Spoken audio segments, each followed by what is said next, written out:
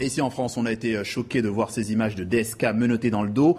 On a aussi été surpris de voir cette mutation médiatique, cette prise de pouvoir des réseaux sociaux comme Twitter. Camille Sarret de la rédaction web TV5 Monde nous a rejoint sur ce plateau. Bonsoir. Bonsoir. Twitter a été donc dans cette affaire la première source d'information bien avant les agences de presse. Oui, c'est d'abord par un tweet que l'affaire DSK a été dévoilée. Ça s'est passé quasiment en temps réel, le week-end dernier, dans la nuit de samedi à dimanche pour les Français. Un pote aux États-Unis vient de me rapporter que DSK aurait été arrêté par la police. Ce message public envoyé par un jeune militant UMP envahit Twitter, puis les sites d'information en quelques heures. Et c'est comme ça qu'on apprend l'affaire DSK. Et ce tweet déclenche même une rumeur de manipulation. Mais c'est lundi dernier que Twitter prend vraiment de l'ampleur, quand Dominique Strauss-Kahn apparaît au tribunal de New York avec les menottes.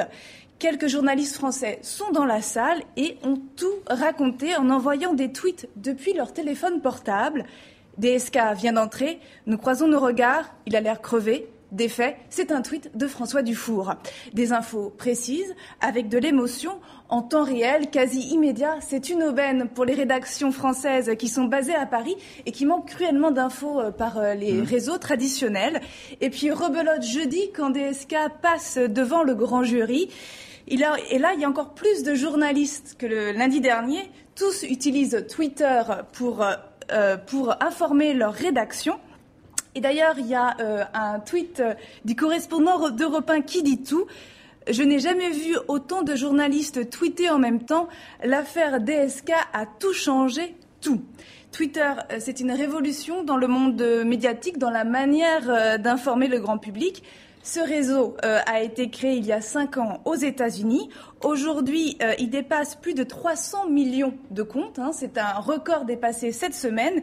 Et il a gagné 100 millions d'utilisateurs en moins de 3 mois. Et pour aller plus loin, notre confrère Francis Pisani, spécialiste des technologies de l'information, est avec nous. Bonsoir. Bonsoir. D'abord, qu'est-ce que ça dit, selon vous, sur l'immédiat, l'I-média? Est-ce que tout le monde peut devenir journaliste maintenant? Non, pas du tout, mais c'est pas ça la question. La question, c'est que tout le monde peut participer à donner de l'information et que les journalistes doivent comprendre qu'ils n'ont plus le monopole du micro et ils n'ont plus non plus le monopole de l'accès aux sources. Vous dites aussi que c'est une vision un peu française de la question et que les journalistes, au fond, les médias américains ont pris d'assaut Twitter depuis très longtemps. J'ai vérifié avant de venir et la première grande information qui soit sortie sur Twitter 12 minutes avant CNN, c'est le tremblement de terre de mai 2008 en Chine, celui qui était avant les Jeux Olympiques. Donc c'est Robert Scoble, qui est un type qui utilise les réseaux sociaux beaucoup et qui est un spécialiste, et qui a d'abord vu un tweet sur le tremblement de terre, puis vu des dizaines de tweets, non pas de gens qui connaissaient, mais un nombre de gens suffisant pour qu'il y ait quelque chose, et ils disent, il a dit, il y a un tremblement de terre en Chine. Ensuite, en novembre 2008, la même année, il y a eu les attaques sur Bombay.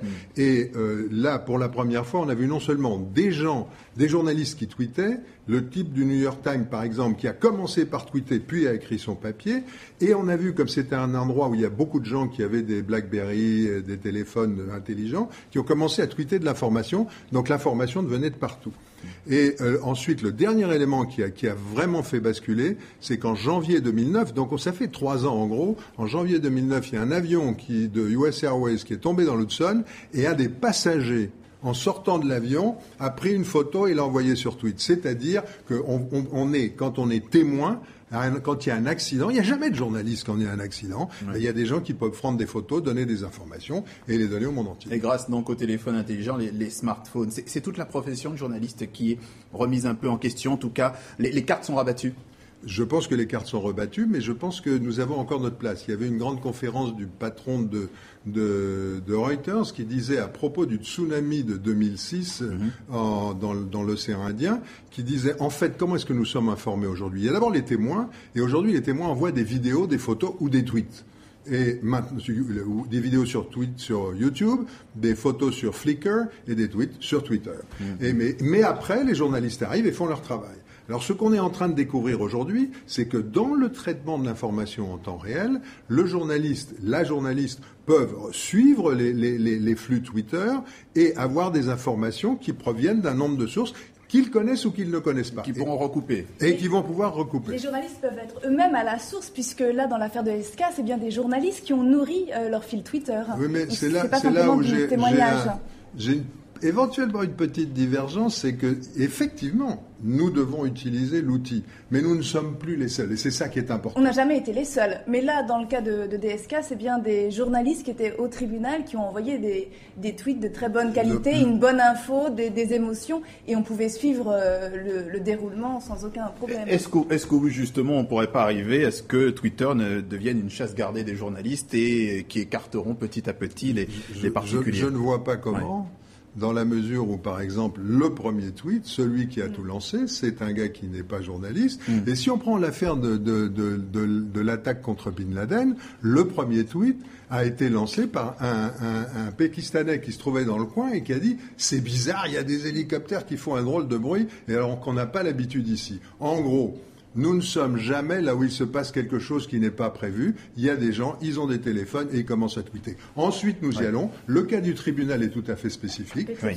C'est nous qui avons le droit d'entrer et pas les autres. Mais je vous rappelle que lors du discours d'Obama sur la santé, il y a un député qui l'a traité de menteur. Et en quelques minutes, la communauté des tweeters a vérifié qui c'était. Et CNN a pu dire, voilà qui est le député qui a attaqué Obama grâce à la communauté Twitter. C'était pas les journalistes qui ont fait ça. Francis Pisani, spécialiste des technologies de l'information, était notre invité. Merci. Et ceux qui veulent vous suivre peuvent vous retrouver sur votre blog www.transnet.net. Merci aussi à Camille Sarré de la rédaction web de TV5 Monde.